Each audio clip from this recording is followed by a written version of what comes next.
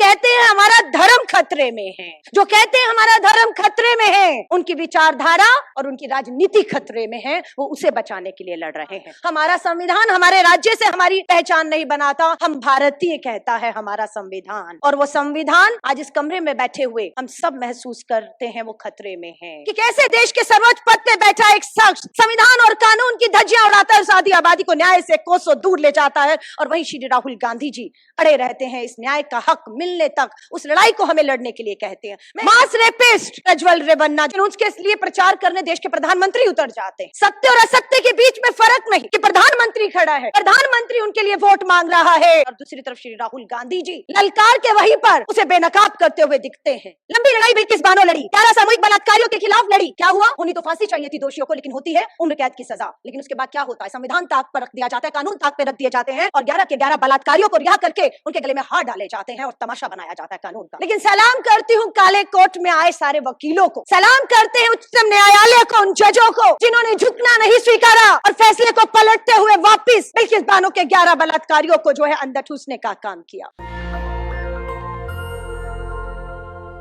आपको याद होगा प्रियंका गांधी जी का भाषण, पहलगांव में जो शहीद हुए उन्हें जब प्रियंका जी श्रद्धांजलि दे रही थी और पहलगाम आतंकी घटना पर, आतंकी हमले पर बोल रही थी, तो उन्होंने कहा मुझे वहां शहीद हुए भारतीयों को श्रद्धांजलि देनी है।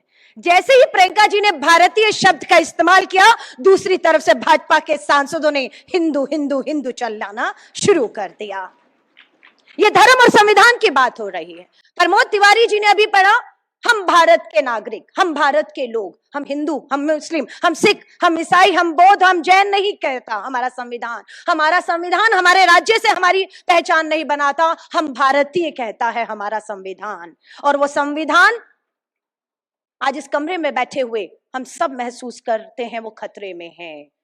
वो कहते हैं हमारा धर्म खतरे में है, जो कहते हैं हमारा धर्म खतरे में है, उनकी विचारधारा और उनकी राजनीति खतरे में है, वो उसे बचाने के लिए लड़ रहे हैं। और अगर हम कहते हैं हमारा संविधान खतरे में है, तो हमारा यह मानना होता है कि उस संविधान में मिले 140 करोड़ लोगों के हक और अधिकार, समानता खतरे में आती है। आज हम भाग्यशाली हैं कि हमारे पास एक ऐसा नेता है जो निडर है, एक ऐसा नेता है जो न्याय के लिए लड़ रहा है, और वो नेता का नाम लोकसभा में नेता विपक्ष श्री राहुल गांधी हैं, जो संविधान की किताब हाथ में लेकर उस संविधान में मिले हक और अधिकारों के लिए बात कर रहे हैं, जातिगत जनगणना की बात करते हैं। कहां है धर्म? बीच में आ रहा है संविधान के एक नहीं अनेकों अनेकों उदाहरण आज हमारे पास हैं। बिल्किस बानो का मामला गुजरात में, लंबी लड़ाई बिल्किस बानो लड़ी, 11 सामूहिक बलात्कारियों के खिलाफ लड़ी। क्या हुआ? होनी तो फांसी चाहिए थी दोषियों को, लेकिन होती है उम्र कैद की सजा। लेकिन उसके बाद क्या होता है? संविधान ताक पर रख दिया जाता है, कानून ताक पे रख दिए जाते हैं, और 11 के 11 बलात्कारियों को रिहा करके उनके गले में हार डाले जाते हैं और तमाशा बनाया जाता है कानून का।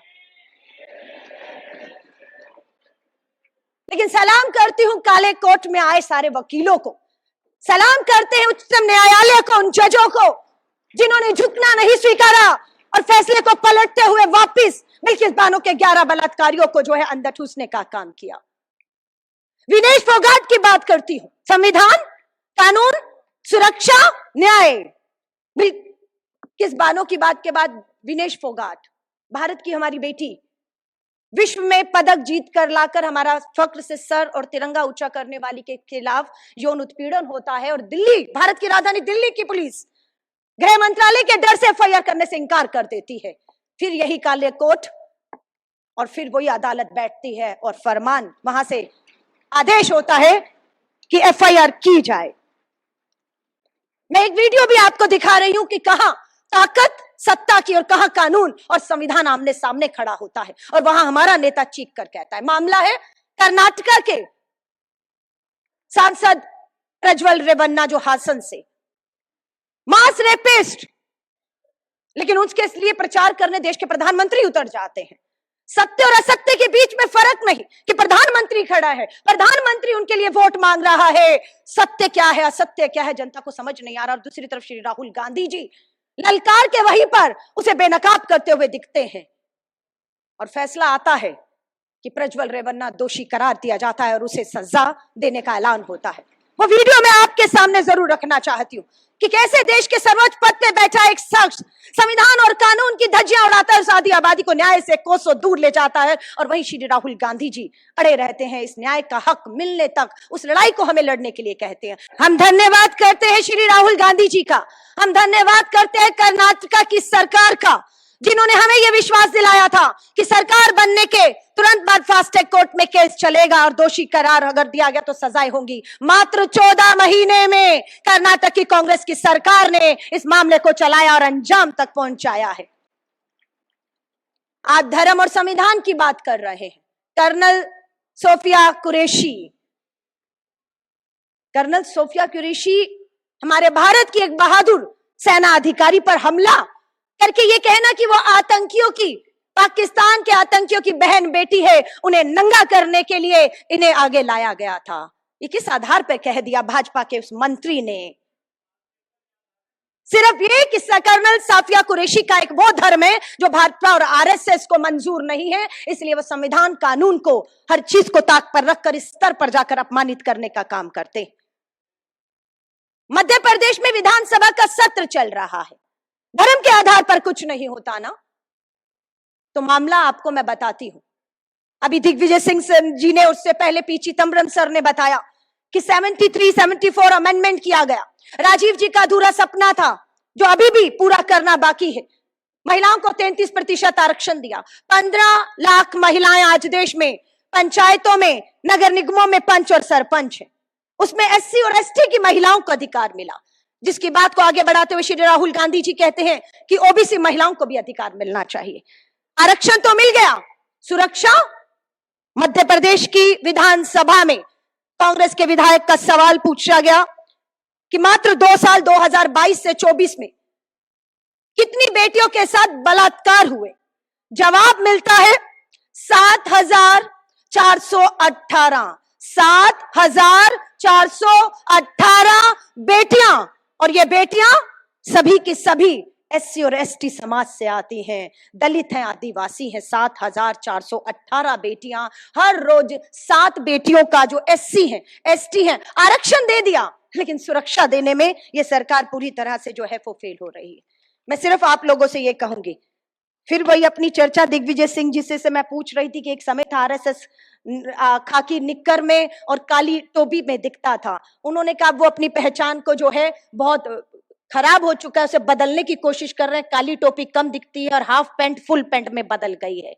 लेकिन यहाँ पर बैठी ये भी कह रही थी कि उनकी काली टोपी से लड़ने के लिए हमारे काले कोट के वकील पूरी तरह से उनकी विचारधारा, उनकी सोच पर प्रहार करने के लिए मुस्तैदी से खड़े हैं।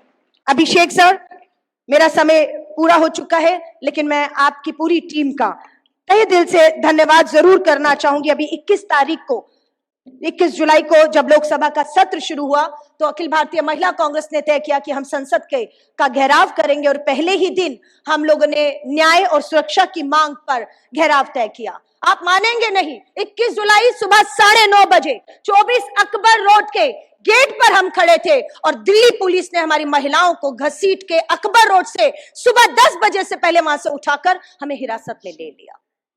8 घंटे शाम को 6 बजे तक हमें नहीं छोड़ा। दूसरे दिन हमें लिखवाया गया कि आप घर से नहीं निकलेंगी, लिख कर दीजिए। हमारे संवैधानिक, हमारे कानूनी, हमारे अधिकारों को छीना गया और हमें घर पे 2 दिन तक बंदी दिल्ली पुलिस ने बनाए रखा। लेकिन धन्यवाद करती हूं सर मोहम्मद अली खान जी का और आपकी पूरी टीम का, लगातार हमारे संपर्क में रही और जितने भी एफआईआर मामले बनाए कोर्ट में टिक नहीं पाए, आपकी वकीलों की टीम ने, आपकी फौज ने उस लड़ाइयों को जीता है। उसके लिए व्यक्तिगत तौर से भी मैं अखिल भारतीय महिला कांग्रेस की तरफ से यहाँ पर देश के कोने कोने से उपस्थित हुए हमारे न्याय योद्धाओं को जो है सलाम करती हूँ। जय हिंद, जय भारत। नेशनल दस्तक की आपसे गुजारिश है कि अगर इसको बचाना चाहते हैं तो नेशनल दस्तक को सब्सक्राइब करने के लिए रेड कलर के सब्सक्राइब बटन को दबाएं, फिर बेल आइकन की घंटी दबाएं। नेशनल दस्तक को बचाने के लिए बहुत जरूरी है कि हर खबर को शेयर करें, लाइक करें, कमेंट जरूर करें।